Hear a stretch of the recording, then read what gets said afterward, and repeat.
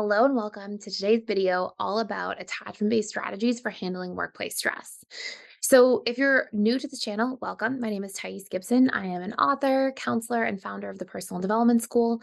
And on this channel, I create daily videos that are all about integrated attachment theory, the subconscious mind, and healing, especially for people who didn't have really healthy modeling for what relationships should look like growing up. So, in today's video, we're actually going to talk about how so much of our workplace stress can be a natural byproduct of our attachment style. And we'll also talk about the six major ways that our attachment style may be really affecting us in the workplace and what you can do. And if you feel like you've tried everything and nothing's working for you to really absolve yourself of workplace stress, then we may get to the bonus one for today, which is number 7. And in number 7 for today, this may be the path for you if you find that you've tried literally everything else and just aren't seeing the results for not feeling so stressed out and frustrated in the workplace on a daily basis. And I think it's really important before we even dive into this video just to note that when it comes to our lives, I mean, we have 168 hours in every single week. We probably sleep between 50 and 60 of those hours. And then we probably spend another chunk of that time really doing the bare minimum things that we have to do just in terms of life. So, like cleaning, cooking, grooming ourselves, showering, all these sorts of things. And after that, the next biggest chunk of time in your waking life, I mean, arguably the biggest chunk of time in your waking life is actually spent at work. And so it's really important for us to acknowledge that our workplace and what we are doing in our career has a massive impact on how we feel about ourselves and our lives. And I think that if you're feeling stressed out in your workplace, this is something that definitely needs to be targeted because there's a massive impact beyond what we just would think about. Oh, it's work, it's one of many areas of life. Well, arguably, it's like literally where you spend the biggest chunk of your waking life in terms of time. So, with that being said, we're going to go through the 6 major first ways that your attachment style can be impacting you at work. The very first way, and this is according to integrated attachment theory, right? So we talk about the 6 major components of becoming securely attached. And essentially what this means is in these 6 crucial areas, we are likely going to be struggling the most in terms of how our attachment style and the associated patterns affect us. So the very first place we always start with is our core wounds. And this can have a huge impact at work. So our core wounds are essentially the stories and ideas we adopted and had conditioned into us because of the attachment experiences we went through growing up. So, for example, we know that dismissive avoidant attachment styles, because they go through a substantial degree of emotional neglect growing up, and because children are actually wired for emotional neglect from their caregivers, when a child cannot get their needs met emotionally, they make it mean that something is wrong with them, right? A child can't go, oh, my caregivers are emotionally unavailable. So the child personalizes everything. They say, okay, well, there must be something wrong with me that I'm trying to connect, that I have these needs and that these needs are not being met. Now, it doesn't happen in exactly those terms or that kind of language, right? But a child just feels like they're reaching out for something. It constantly gets rejected. And so they often have a deep subconscious core wound that says, well, there must be something wrong with me, AKA, I am defective.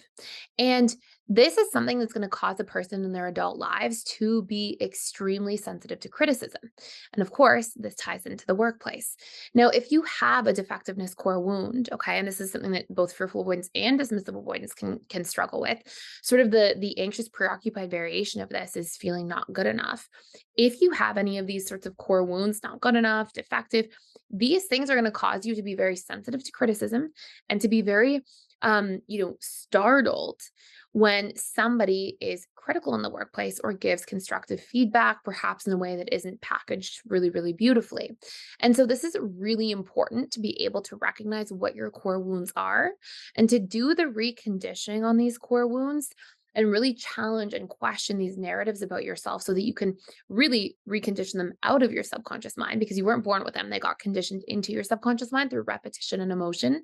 And if we challenge these ideas repetitively enough and find proof of the opposite, we are actually going to be taking part in the process of reconditioning.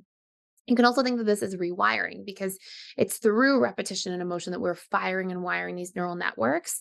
And as we sort of divest from them, we don't keep investing into them, they will start to be reconditioned as patterns. Those neural networks sort of atrophy over time, kind of like muscles that aren't being worked out. And so they will start to get less and less strong, they'll weaken. And if we start feeding new ideas and new ways of thinking about ourselves, we'll see a massive positive change.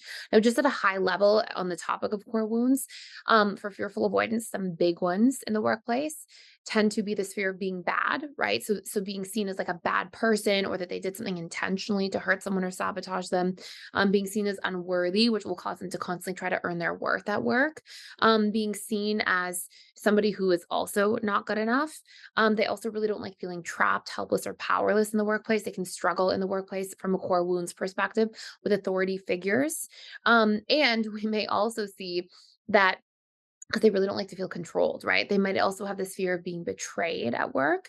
So people saying something behind their back or taking credit for something that they did, all these things can be really, really touchy core wounds. And of course, like some of these things would affect anybody, even a securely attached person, but like it will cause way extra workplace distress and cause a fearful avoidant, for example, around these core wounds to really hold on to this stuff for long periods of time, like really maybe hold a grudge in a way that potentially a secure person wouldn't.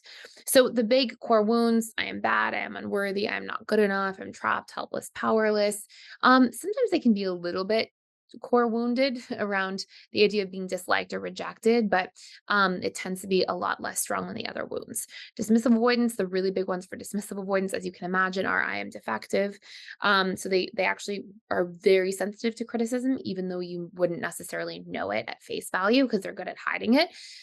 They also don't like feeling unsafe in the workplace. So if there's a lot of uncertainty, if there's a lot of things changing, them not really knowing what to expect, things are unclear, their role isn't defined. All these things can trigger this low level feeling of kind of like being unsafe, things not really being predictable, and this can cause distress for the DA in that case. You'll also see other honorable things that they tend to struggle with. Honorable mentions are also feeling trapped, helpless, powerless. They tend to really like autonomy and efficiency, and we'll often see dismissive avoidance as well struggle with feeling not good enough to a certain degree or incapable of doing things. So those tend to be the DA's kind of core wound type struggles. Anxious preoccupieds, they tend to really struggle in the workplace with things like feeling rejected, disliked, excluded, abandoned. So like if literally they feel like they could get abandoned from their job, like their boss could cut them, right? Leave them to the side.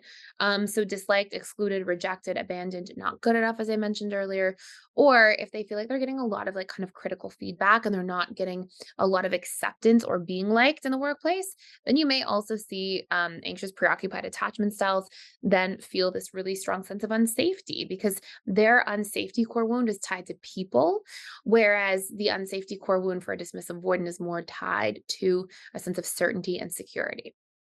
So these are the big core wound challenges. Now, what you have to do is if you see yourself telling a lot of these stories at work, if you're constantly thinking, I'm not good enough, or I'm disliked, or I'm rejected, you have to work on challenging these stories over time.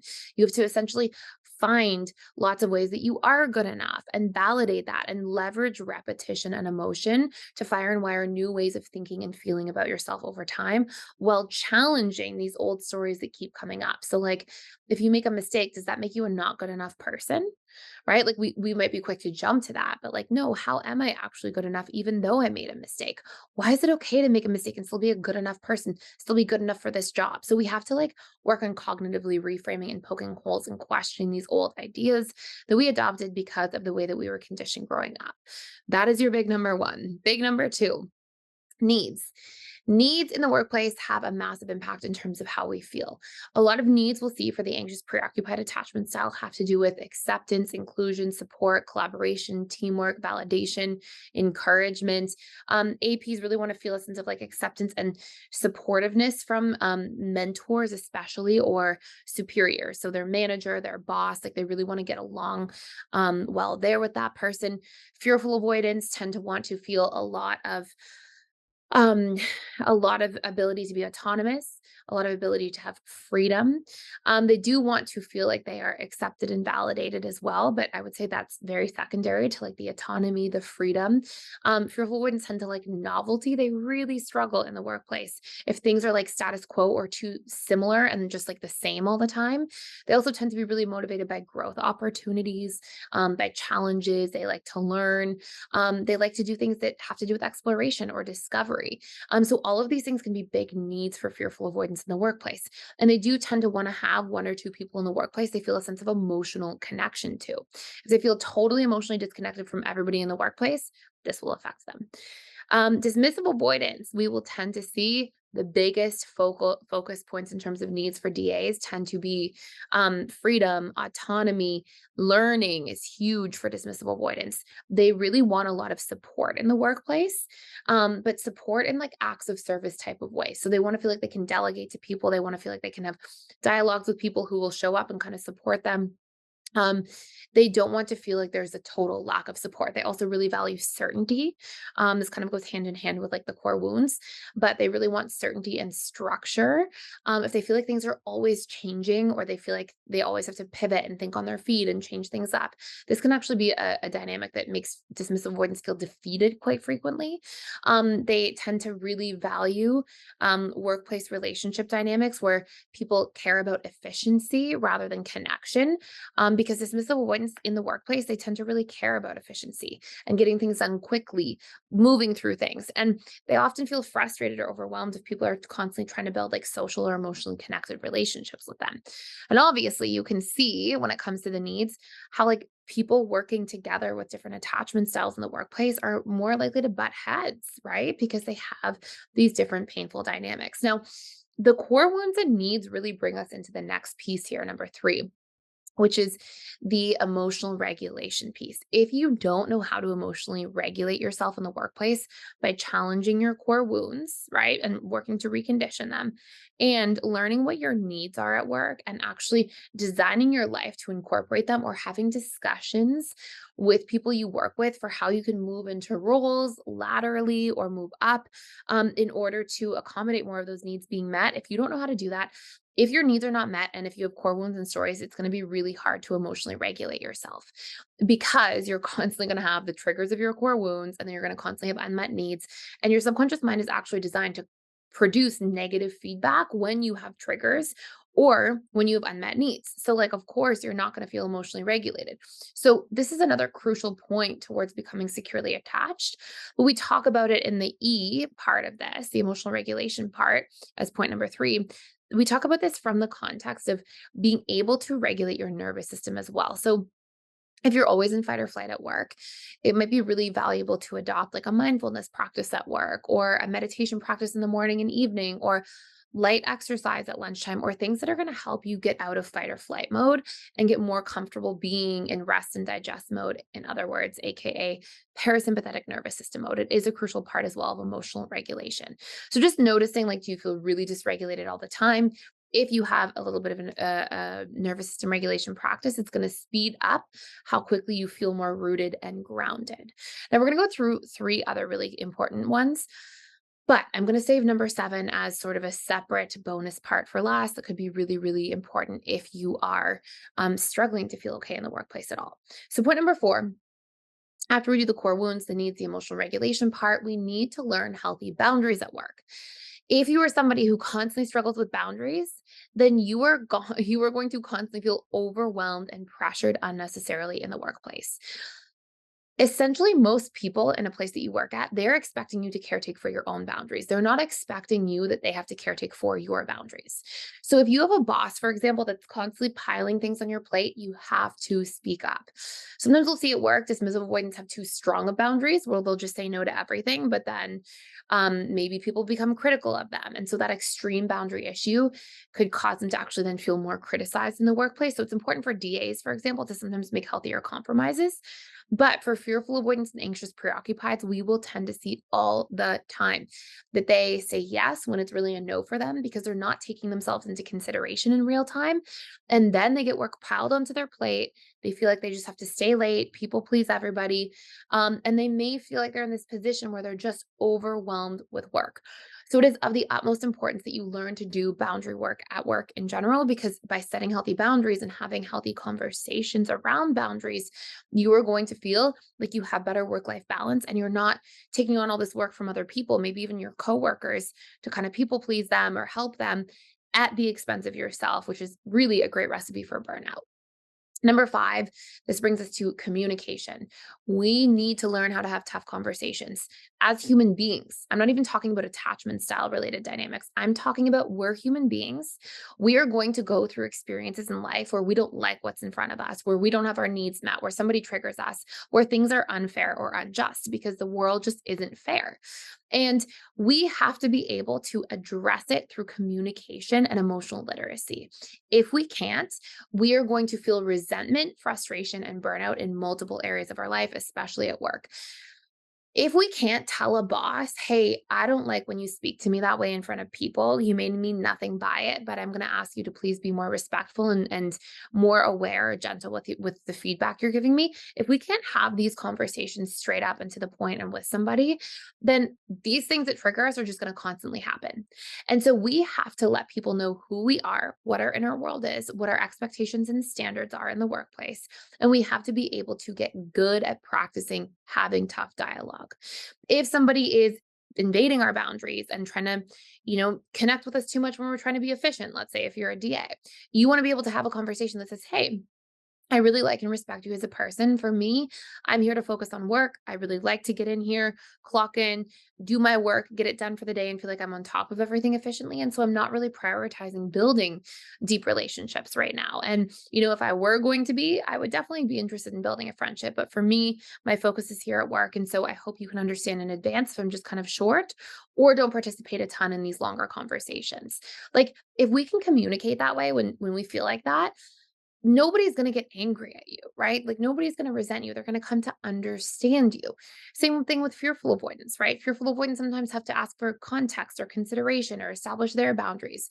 Anxious preoccupieds have to learn to have healthy boundaries in the workplace as well. If we are struggling with this, we will feel overwhelmed and we will feel disempowered. And part of that boundary setting involves this communication piece that we're talking about here. So, getting good at communicating. Sometimes it will take practice. It's like a whole new skill. It's almost like a whole new language to get good at communicating. But the more we are able to do this, the more we will actually find that we have opportunities to excel at work. And the more we will find things get resolved in an effective manner. And it's hard to get pulled into workplace politics if you know how to squash things early on through healthy and direct communication. Number 6, we have to get really good at updating our coping mechanisms and behaviors. So, your attachment style may really affect you if you have unhealthy coping mechanisms. Let's look at some examples. As a dismissive avoidant, you may feel or find that you stonewall when you're feeling frustrated, or you ice people out or ignore or dismiss them. And that can actually be something that, if you're supposed to be working in a team environment, reflects badly on you or perhaps in your performance reports. So if you can, as a dismissive avoidant, recognize that, hey, when I stonewall, I may need space, I may want to focus on efficiency at work, but stonewalling and icing people out and dismissing them isn't a good way to get there. In fact, that's a good way to kind of cause harm to workplace relationships. So instead of stonewalling, if I can realize when I feel frustrated, I can set a boundary politely, I can be assertive in a polite manner, or I can express a need that I have, you're going to find yourself solving for things so much more effectively. So I really want to stress that, like, you have to look at your coping mechanisms at work. What do you do as whatever attachment style you are listening to this when you feel overwhelmed? Do you avoid? Do you procrastinate? Do you sabotage? Do you gossip? Do you, sort of pit people against each other and try to win approval? Like, what are your coping mechanisms or behaviors as your attachment style that are not healthy? That, if you're being really radically honest with yourself, which is of course a really important part of self-growth and healing and development. If you're being really radically honest, what are your unhealthy coping mechanisms? Sometimes we'll see APs get too involved in workplace politics and gossip. Sometimes we'll see APs try to win approval through people pleasing at the expense of themselves and their boundaries. Sometimes we'll see APs pit people against each other to try to get in there and connect more. Sometimes we'll see fearful avoidance, sabotage, procrastinate, avoid. We can also see fearful avoidance get involved in workplace gossip or politics. Dismissive avoidance will often avoid, shut down, stonewall, and they can even avoid, like, having conversations about the things that are affecting them and what they're needing in the workplace because they're so hyper reliant that they don't ask for help or support a lot of the time. So, are those you? Do you struggle to ask for help and support? Do you find yourself in gossip sessions with people at the expense of your work or that causes resentment and polarizes relationships? It is so important that you evaluate this, that you listen to what are my patterns, you really write out what those patterns are and you work on upgrading to healthier behaviors because the more you are cleaning out the unhealthy patterns at work, the more you're going to see that you get to your goals in a frictionless way, right? You're going to see that you can streamline how effectively you achieve things. So, those are 6 major things. Tune into each of those 6 things. I wanna go through a 7th thing in just a moment here. Tune into each of these 6 things, see what you can do in terms of what stood out to you most to move the needle, to heal, to shift, to change, right? The more we upgrade things, the more we understand ourselves, the more momentum we're gonna see towards succeeding at the things that we want to. And number 7 here, really important, if you are disempowered in your workplace and you have worked on core wounds, you've expressed your needs, you have an emotional regulation technique like nervous system regulation through meditation or mindfulness. If you are working on having better boundaries, communicating more effectively, and updating your coping mechanisms, and if you still don't see that things are going well for you at work, then you have to make an exit strategy. There are times for all people that we have a boss who is a grandiose narcissist or malignant narcissist. There are times that you may be in a career that's actually just not a fit for you, where you're just not fulfilled and not happy. Maybe you are in a path of a career where you think this would be great if only I could get promoted, but you keep trying to grow in your company and they don't have opportunities for growth.